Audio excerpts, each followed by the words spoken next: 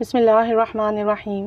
अस्सलातु वस्सलामु अलैका या सय्यदी या रसूलल्लाह व अला आलिका व अस्हाबिका या नूरल्लाह।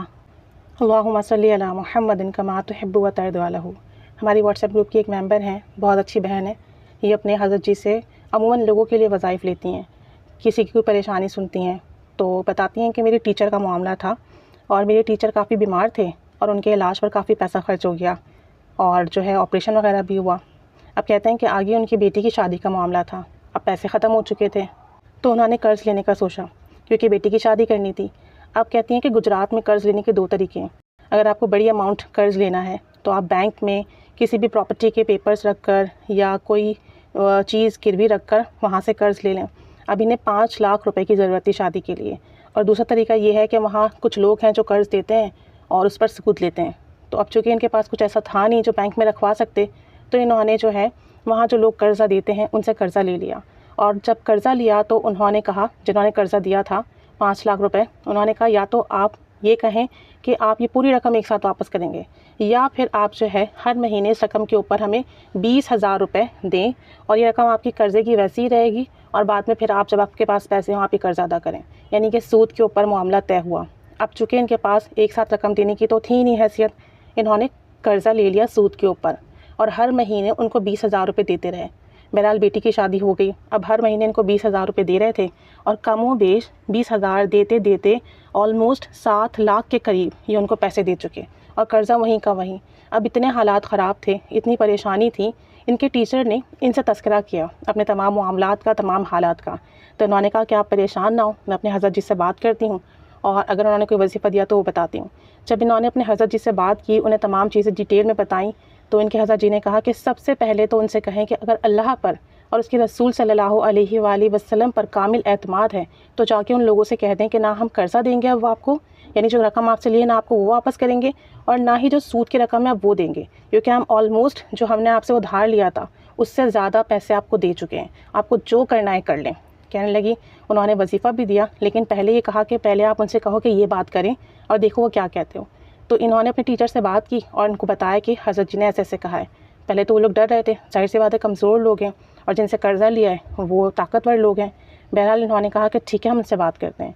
इन्होंने जाकर उनसे ये बात कह दी कि हम आपको ना कर्ज़ा देंगे और ना ही सूद की रकम देंगे क्योंकि हम आपको ऑलरेडी बहुत पैसे दे चुके हैं।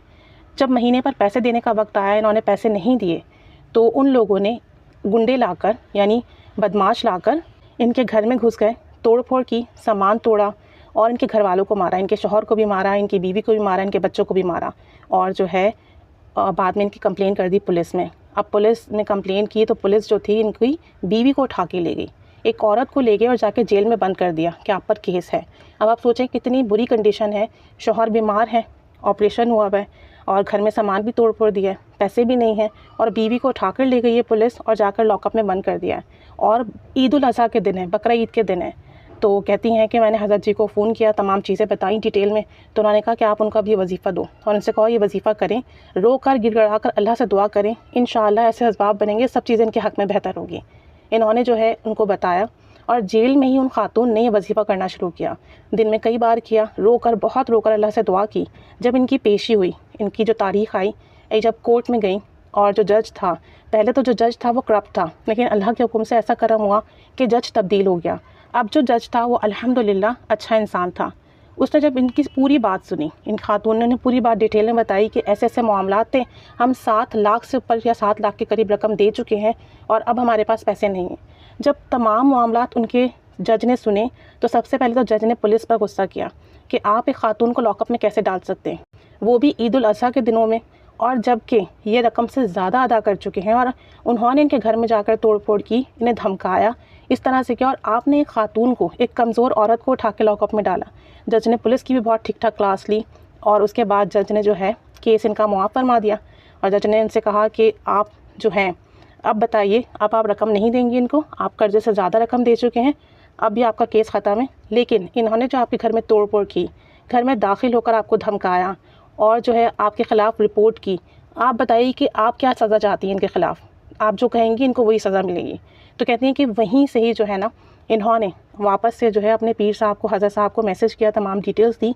तो हज़रत साहब ने कहा कि इनसे बोलो कि माफ़ कर दें, इसलिए कि वो ताकतवर लोग हैं। अगर कोई केस आपने कर दिया तो कल को जो है बाद में जज चेंज हो गया, पुलिस चेंज हो गई, तो वो लोग इन्हें मज़ीद तंग करेंगे और फिर बार बार थानों के चक्कर, कोर्ट के चक्कर, और फिर बार बार जो है केस की तारीखें मिलेंगी, कहाँ से पैसे देंगे और कहाँ से चक्कर काटेंगे। तो इन्होंने जब हज़रत जी की बात सुनी तो जज से कहा कि नहीं, हम माफ़ करते हैं जो भी कुछ हुआ, बस आप जो है ना हमारा कर्ज़ा माफ़ करवा दें और हमें इनसे कहें कि लिख कर दे दें कि हमारी कर्ज़े की अदायगी हो गई और अब ये हमें इस हवाले से परेशान नहीं करेंगे। तो कोर्ट में ही सारे मामलात हुए, इनका कर्ज़ा भी ख़त्म हो गया, उन्होंने लिख कर भी दे दिया और इस तरीके से इस अमल की बरकत से इनका ये मसला हल हुआ। अब अमल क्या है, इनकी हज़रत जी ने ये अमल बताया कि किसी को कोई भी परेशानी हो, कोर्ट का मसला आ जाए या कोई बड़ी बीमारी आ जाए या किसी भी किस्म का कोई मामला आ जाए, तो दिन में कई दफ़ा आप ये अमल कर सकते हैं। करना इस तरीके से है कि आप अव्वल आखिर दुरूद शरीफ के साथ बिस्मिल्लाहिर्रहमानिर्रहीम 11 मरतबा पढ़ेंगे सूरह इखलास के साथ, यानी हर बार सूरह इखलास बिस्मिल्लाह के साथ पढ़ेंगे। पहले बिस्मिल्लाहिर्रहमानिर्रहीम पढ़ें, फिर सूरह इखलास पढ़ेंगे, एक दफ़ा होगा। इस तरह 11 दफ़ा सूरह इखलास पढ़नी है। उसके बाद 11 दफ़ा पहला कलमा पढ़ना है और वो भी बिस्मिल्लाहिर्रहमानिर्रहीम के साथ, यानी आपने बिस्मिल्लाहिर्रहमानिर्रहीम पढ़ा, उसके बाद जो है ला इलाहा इल्लल्लाहु मुहम्मदुर रसूलुल्लाह सल्लल्लाहु अलैहि वालिहि वसल्लम, इस तरीके से आपने कलमा पढ़ना है 11 मरतबा। और उसके बाद आपका जो भी मकसद है, हाजत है, परेशानी है, उसके लिए रो रो कर गिड़गिड़ा कर अल्लाह से दुआ करनी है। और ये अमल दिन में 1 से ज़्यादा मरतबा कर सकते हैं और साथ साथ जो है लेडीज़ अपने मखसूस अय्याम में भी कर सकती हैं। जब तक हाजात पूरी ना हो इस अमल को करते रहिए। जितनी बार करेंगे, जितना रोकर दुआ करेंगे, उतनी जल्दी फैज़ मिलेगा। लेकिन जब आपकी हाजात पूरी हो जाए तो कम से कम इस अमल को दिन में 1 बार ज़रूर कीजिएगा, ताकि इसका फैज़ आपको मिलता रहे। और जब भी कोई परेशानी हो, कोई मसला हो, कोई मुसीबत हो, तो इस अमल को कर लें, तो इंशाअल्लाह ताला इसकी बरकतें मिलेंगी, बहुत बरकतें मिलेंगी। और ये अमल करने के बाद इसका जो सवाब आप सल्लल्लाहु अलैहि वसल्लम को, तमाम अंबिया अलैहिस्सलाम को, तमाम सहाबा कराम सिद्दीकीन को, तमाम औलिया कराम को और तमाम मोमिन मर्दों, मोमिन औरतों को, तमाम मुस्लिम मर्दों, तमाम मुसलमानों को हदिया करना है। और उसके बाद रो कर गिड़गिड़ा कर अपने जो भी मकासद हैं, जो भी हाजात है, उसके लिए दुआ करनी है, हदिया लाजमी करना है।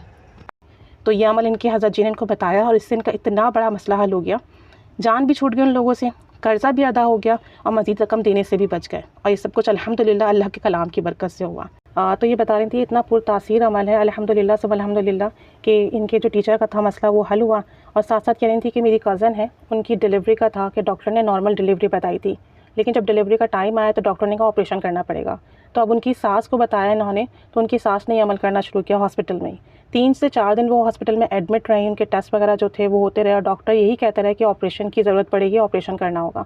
लेकिन जब इनकी सास बार बार ये अमल करती रही, दुआ करती रही, तो अल्हम्दुलिल्लाह सुम्मा अल्हम्दुलिल्लाह डॉक्टर ने कहा कि नॉर्मल डिलीवरी हो जाएगी।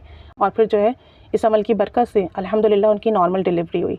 तो वो भी बहुत माशाल्लाह से खुश थी और कहती हैं कि मैंने जितने लोगों को यह अमल बताया है और जिन्होंने भी जिस हाजात के लिए किया, जिस मसले के लिए किया, अल्लाह करीम ने बहुत करम फरमाया, सबकी हाजात पूरी हुई हैं, सबको फ़ैज़ मिला है। बस जितना आप यकीन से करेंगे, जितना रोकर दुआ करेंगे, जितनी बार बार करेंगे, उतनी ही ज़्यादा तासीर मिलेगी। और अमल है भी बहुत छोटा और बहुत आसान, सब कर सकते हैं, हर कैफियत में, हर हाल में कर सकते हैं, दिन के किसी भी वक्त कर सकते हैं। ना वक्त की पाबंदी है, ना किसी किस्म की दूसरी पाबंदी है, हर हाल में, हर कैफियत में कर सकते हैं और मुख्तसर अमल है। तो हम सबको भी चाहिए। और इनके हज़रत जी ने ये अमल बाइजाज़त दिया है और इन खातून से भी कहा है कि आप जिसको चाहें ये अमल बताएं, ताकि लोग पढ़ें, उन्हें ज़्यादा से ज़्यादा फ़ायदा पहुँचे और जो है इसकी बरकतें हासिल हो। तो जिसको करना है ये अमल करें, अपनी किसी भी हाजात के लिए, जायज़ मकसद दुआ के लिए दिल से करें और करने के बाद आपको अच्छे रिज़ल्ट मिलते हैं तो फ़ीडबैक ज़रूर दीजिए, ताकि दूसरे लोग जब आपकी स्टोरी सुने उनको मोटिवेशन मिले और वो भी ये अमल करें, आपके लिए भी सदका जारिया बने और हमें भी इसकी बरकतें मिलें। अल्लाह करीम सब पर रहमत की निगाह फरमाए, सबकी परेशानियाँ ख़त्म फरमाए, सबकी जायज़ दुआएं मुराद हाजात पूरी फरमाए और इन खातून को जज़ाए खैर अता फरमाए। आमीन बिजाहिन नबील आमीन सल्लल्लाहु अला मुहम्मद सल्लल्लाहु अलैहि वालिहि वसल्लम। अल्लाहुम्मा सल्ली अला मुहम्मदिन कमा तुहिब्बु व तर्दु अलहु।